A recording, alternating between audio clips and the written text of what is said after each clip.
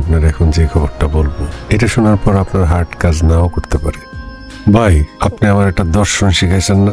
রাজনীতি খুব খারাপ জিনিস। রাজনীতি করলে অজগর সাপড়ে কোলবালিশ বানায় ঘুমায় থাকতে হয়, তেমনি ব্যবসাও খুব খারাপ।